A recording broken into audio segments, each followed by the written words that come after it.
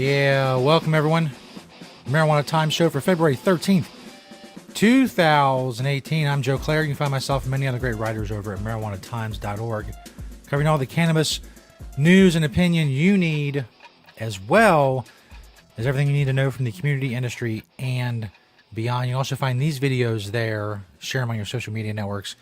Make sure you search Apple Podcasts for the audio version of the show. Search Apple Podcasts, aka iTunes. Search the Marijuana Times, and you will find the show. If you're watching the video, I'm a little injured today. I sprained my left hand, my left wrist. Hopefully it won't interfere with the stellar quality of the show that you're used to. But if I grimace or make a face, that means somewhere off camera, I put my hand where it wasn't supposed to be, and, well, hence the grimace in my face. And if you're listening to the audio version of the show, you didn't need to know any of that at all. It makes no difference. I could have not mentioned it, and you would have never known. A very high tolerance for pain. So I'm not going to cry out during the show. Maybe I shouldn't say that. If I whack my hand on something, maybe I will. Today, we're talking about possible marijuana conviction expungements in Seattle. Also, a new Fox News poll about marijuana legalization. And the Ohio Medical Marijuana Program. It's supposed to be on track. A former member of the committee that's supposed to advise on that says that it is not on track.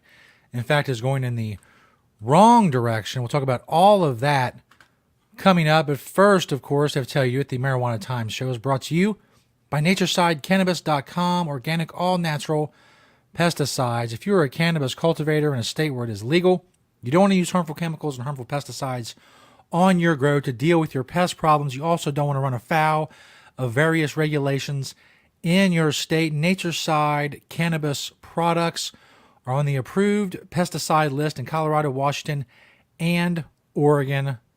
Check out Cannabis.com. They'll tell you about their organic, all-natural pesticides, and they will help you become regulatory compliant or be regulatory compliant and tell you how to do that in your state. A proud sponsor of the Marijuana Time Show, Nature's Side, Cannabis.com. Side is spelled CIDE. Go check them out because they're awesome.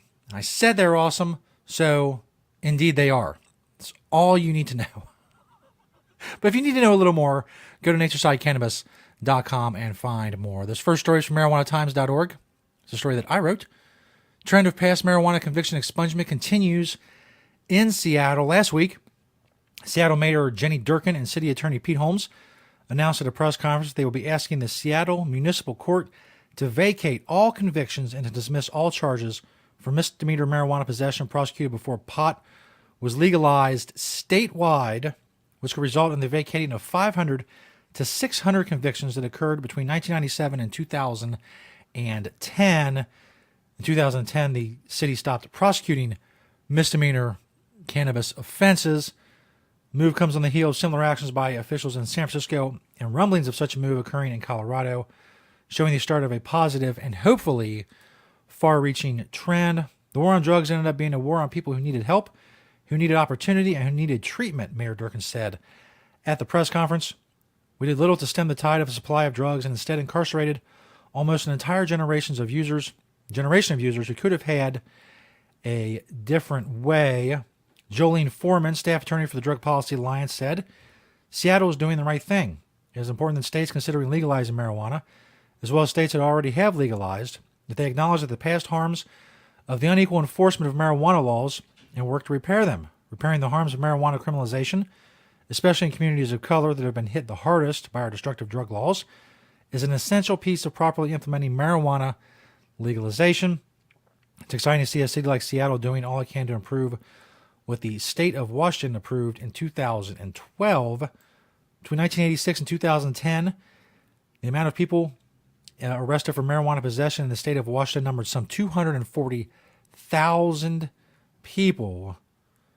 Hopefully, again, as I've said, when we talked about San Francisco doing this and maybe Colorado doing this, it is definitely a trend that needs to gain momentum, expunging, because to keep people in jail or to keep pot on their record after it's been legalized in their state makes very little sense And it could do a world of good for people who have that on their record. It can improve employment opportunities and education opportunities, opportunities for loans, whatever. And if people are still in jail anywhere for nonviolent marijuana offenses, they need to be released. So hopefully it's a trend that continues and gains momentum as the marijuana law reform movement continues. And states that legalize marijuana need to try to have that as part of what they're doing and what they're trying to get passed, whether it's by voters or by the legislature, to have that as part of the bill or the petition or the measure or whatever. Excuse me. And to have that as part of what they're doing, and start doing some marijuana expungement in their state or city. The more the merrier. Get to it. This next story from FoxNews.com. Fox News poll, support for legalizing marijuana hits record high. Yes.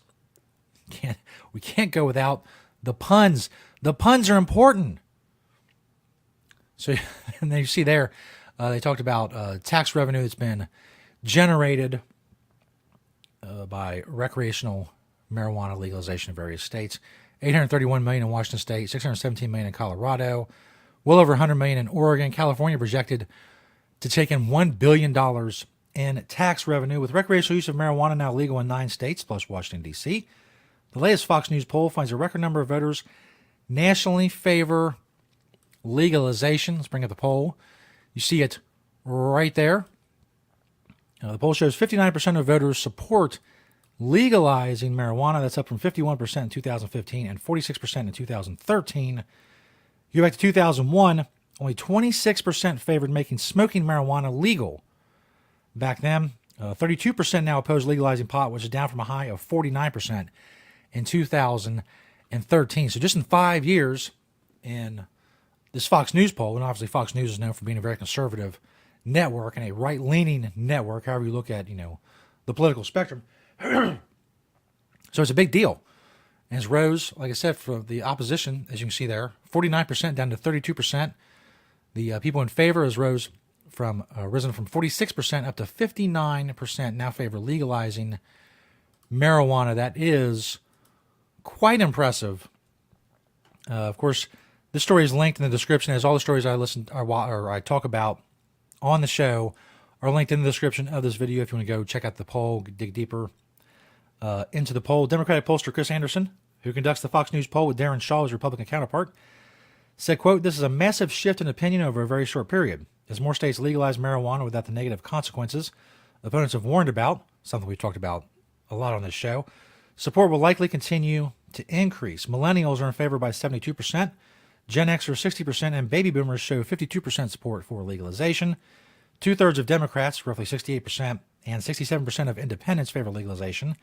Republicans are split 46% to 46%, but in 2015, 59% of Republicans were against legalization. So even on that end of the political spectrum, things are moving quite quickly.